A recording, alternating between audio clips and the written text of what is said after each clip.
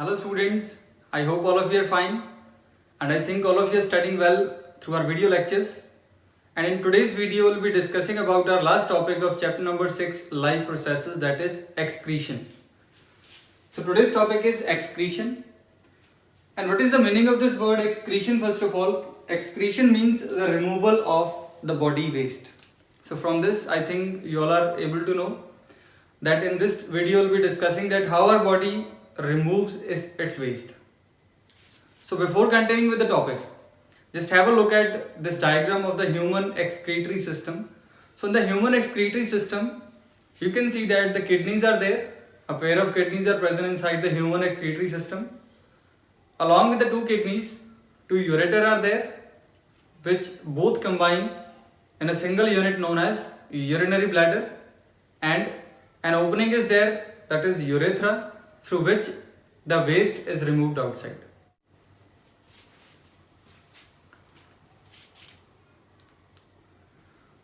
From the ureters,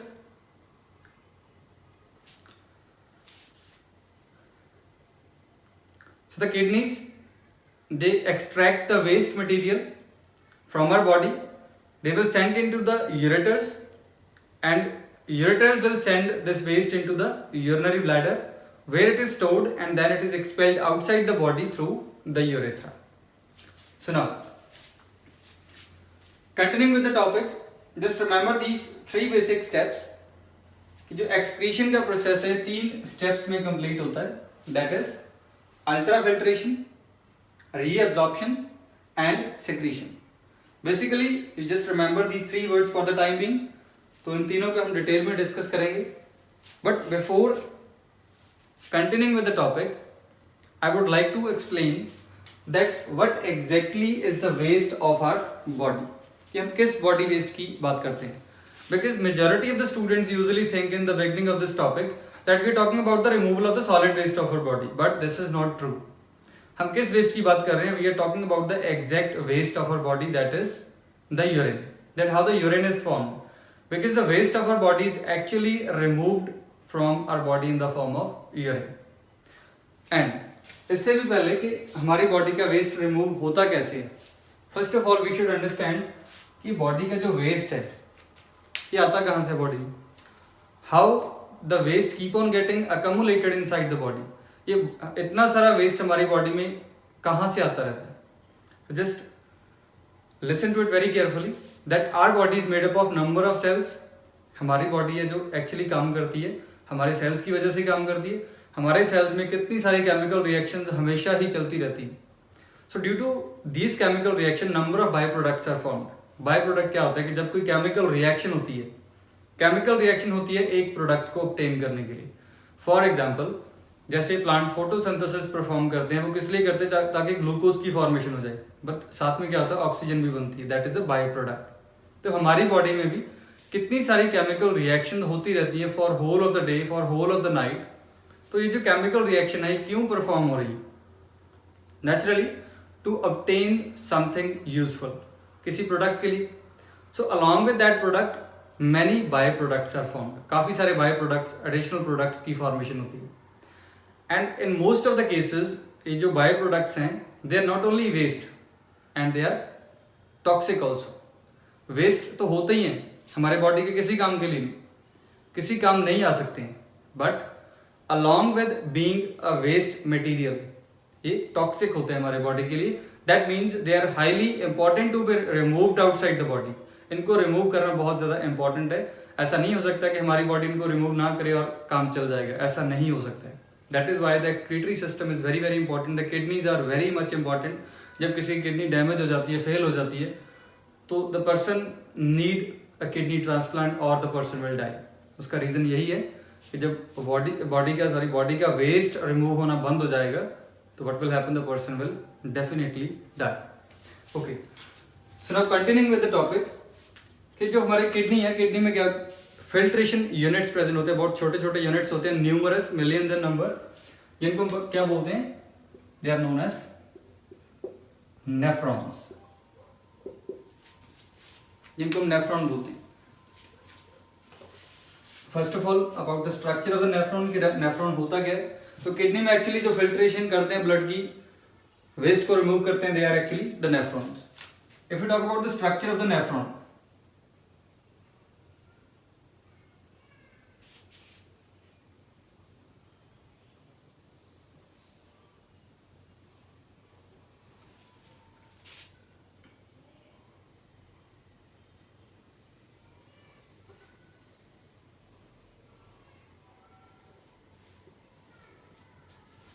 what is this structure called? इसको हम बोलते हैं Bowman's capsule. This is PCT. PCT means proximal convoluted tubule. This is DCT, distal convoluted tubule. This is loop of Henle, or we can say Henle's loop. And this last one, the broader one, is collecting duct. Just remember, ये जो last part है collecting duct, ये ureters में open होते हैं. Now you can relate it. तो Bowman capsule में क्या होता है? ऐसा एक टफ्ट ऑफ कैपिलरीज होता है जिसको हम बोलते हैं ग्लोमेरुलस. ग्लोमेरुलस क्या होता है? It is a tuft of capillaries. Capillaries का एक टफ्ट होता है, कुछ जैसे हम गुच्छा बोलते हैं कैपिलरीज. कैपिलरीज क्या होती है? बहुत फाइन ब्लड वेसल, पतली पतली ब्लड वेसल्स होती हैं. उनका एक टफ्ट है जिसको हम बोलते हैं ग्लोमेरुलस. नाउ यहां से ब्लड एंटर करता है with the help of broad tube, और यहां से बाहर निकलेगा. This one is afferent and this one is efferent, जिसमें से ब्लड बाहर निकलेगा. So now all the parts are clear. First of all, this is glomerulus, इसको हम बोलते हैं ग्लोमेरुलस, जस्ट कैपिलरीज का एक गुच्छा है. दिस इज बोमैन कैप्सूल, ये पीसीटी है, प्रॉक्सिमल कन्वोल्यूटेड ट्यूब्यूल, ये लूप ऑफ हेनले, ये डीसीटी, और ये कलेक्टिंग डक्ट. मैं इसको ज्यादा कॉम्प्लिकेट नहीं कर रहा हूं. ये जो ब्लड वेसल्स होती हैं यहां से निकलती हैं, ये आगे जाके स्प्रेड हो जाएंगी और इसके बिल्कुल क्लोज प्रॉक्सिमिटी में मूव करती है. ये अपनी याद रखना. ये जो हमारा पीसीटी, डीसीटी और लूप ऑफ हेनले, इसके बहुत क्लोज ब्लड वेसल फ्लो करती है. ये अपनी याद रखना. Okay, now coming to the mechanism कि जो फिल्ट्रेशन होती है ब्लड में से वेस्ट को रिमूव किया जाता है, वो कैसे होता है? फर्स्ट ऑफ ऑल, ब्लड क्या करता है? Blood as it is the part of circulatory system, ये पूरी बॉडी में मूव करता रहता है. हर एक सेल से वेस्ट मटेरियल को कलेक्ट करेगा और किडनी में ले आएगा. किडनी में क्या होता है? The blood will enter into the glomerulus. Blood glomerulus में एंटर हो जाएगा. सो यू कैन सी एक ब्रॉड ट्यूब है और कैपिलरीज बहुत पतली ट्यूब्स है.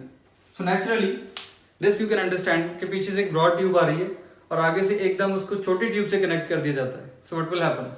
जो ब्लड का प्रेशर है वो इंक्रीज होगा या डिक्रीज हो जाएगा. I think this is very simple answer. Naturally जब ब्लड कैपिलरी में एंटर होगा, the pressure of the blood will highly increase, बहुत ज्यादा इंक्रीज हो जाएगा, जिसकी वजह से क्या है? ब्लड के ज्यादातर कंपोनेंट्स कैपिलरीज के बाहर आ जाएंगे. I will explain it again because it is very important कि जब ब्लड नेफ्रॉन में एंटर करता है वो ग्लोमेरुलस में चला जाता है. ग्लोमेरुलस में क्या होता है? बहुत पतली ब्लड वेसल्स होती है. एकदम से पीछे से ब्रॉड ट्यूब आ रही है, आगे से बहुत पतली ट्यूब है.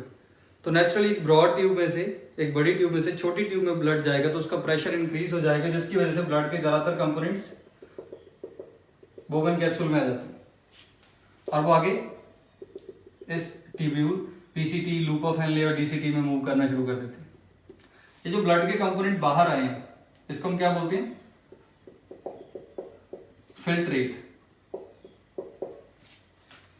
मींस जब भी ब्लड ग्लोमेरुलस में एंटर करता है तो प्रेशर के इंक्रीज होने की वजह से क्या होता है? ब्लड के most of the components of the blood के ज्यादातर कंपोनेंट्स इस कैपिलरीज से बाहर आ जाते हैं, जिसको हम बोलते हैं फिल्ट्रेट. और इस प्रोसेस को, इस मैकेनिज्म को हम बोलते हैं, फर्स्ट स्टेप है अल्ट्रा फिल्ट्रेशन. अभी अल्ट्रा फिल्ट्रेशन हो गई. तो प्रेशर के इंक्रीज होने की वजह से ब्लड के ज्यादातर कंपोनेंट्स ग्लोमेरुलस से बाहर आ गए, जिसको हम बोलते हैं फिल्ट्रेट. अभी फिल्ट्रेट पीसीटी में जाएगा, प्रॉक्सिमल कन्वोल्यूटेड ट्यूब्यूल, फिर लूप ऑफ हेनले में जाएगा, फिर डीसीटी में जाएगा, फिर कलेक्टिंग डक्ट में जाएगा. बट सीधा ऐसे नहीं होता है. In between two more processes are there, that is reabsorption and third one is secretion. Let us understand these one by one. क्योंकि यहाँ से जो फिल्ट्रेट बाहर निकला है ये कोई सिलेक्टिव मैकेनिज्म नहीं था कि ऐसे नहीं कि सिर्फ वेस्ट ही बाहर निकला, कुछ इंपॉर्टेंट कंपोनेंट्स भी इन कैपिलरी से बाहर आ चुके या वी कैन से ब्लड से बाहर आ चुके हैं. So all those important components, जो भी इंपॉर्टेंट कंपोनेंट्स फिल्ट्रेट में आ चुके हैं, दे आर रीअब्सॉर्ब्ड. उनकी रीअब्सॉर्प्शन कहाँ होती है? वापस ब्लड में चले जाएंगे. रीअब्सॉर्प्शन मींस कि जो प्रेशर की वजह से फिल्ट्रेट बाहर निकल गया था उसमें वेस्ट भी है और इंपॉर्टेंट कंपोनेंट्स भी हैं. वेस्ट तो बाहर निकालना ही था, this was the main motive, but जो इंपॉर्टेंट कंपोनेंट्स फिल्ट्रेट में चले गए हैं वो फिल्ट्रेट से ब्लड में वापस रीअब्सॉर्ब हो जाते हैं. So this is the second step, that is reabsorption. First was ultrafiltration. Ultrafiltration से फिल्ट्रेट की फॉर्मेशन होती है, वेस्ट मटेरियल और इंपॉर्टेंट कंपोनेंट्स बाहर निकल जाते हैं. वेस्ट मटेरियल तो बाहर निकालना ही था, बट जो इंपॉर्टेंट कंपोनेंट्स बाहर चले गए थे उनको रीअब्सॉर्ब कर लिया जाता है, मींस वापस बुला लिया जाता है into the blood. So this was reabsorption. Now third one is, as I told you that ये जो फिल्ट्रेट की फॉर्मेशन होती है कोई सिलेक्टिव प्रोसेस नहीं है. ये प्रेशर की वजह से कंपोनेंट्स बाहर आए तो कुछ वेस्ट मटेरियल अभी भी ब्लड में पेंडिंग है, कुछ वेस्ट मटेरियल अभी ब्लड में है. तो वो जो waste material still they are present inside the blood, they are sent to the filtrate. इसको बोलते हैं secretion.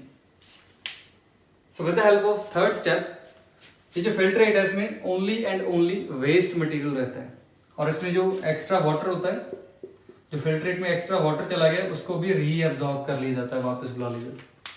There are basically 3 steps in the excretion process. First is ultrafiltration. Ultrafiltration में क्या होता है? फिल्ट्रेट की फॉर्मेशन होती है, मींस प्रेशर इंक्रीज करने की वजह से ब्लड के कंपोनेंट्स बाहर आ जाते हैं, जिसमें इंपॉर्टेंट कंपोनेंट्स भी हैं, वेस्ट भी है. इंपॉर्टेंट कंपोनेंट्स वापस ब्लड एब्जॉर्ब कर लेता है, जिसको बोलते हैं रीअब्जॉर्प्शन. अगर कोई वेस्ट स्टिल ब्लड में पेंडिंग है तो वेस्ट को फिल्ट्रेट में ब्लड से ऐड कर लिया जाता है. मींस ब्लड क्या करेगा, जो भी ब्लड के अंदर वेस्ट मटेरियल के कंपोनेंट प्रेजेंट हैं उनको ब्लड फिल्ट्रेट में ऐड कर देगा. This is known as secretion. तो अभी यहाँ तक आते आते जो फिल्ट्रेट है उसमें सिर्फ और सिर्फ वेस्ट मटेरियल बचता है, इवन के जो एक्स्ट्रा वाटर है वो भी अब्सॉर्ब कर लिया जाता है. So all the waste material will move into the collecting duct. And collecting duct कहाँ जाएंगे? ये जो हमने देखा था इन द डायग्राम,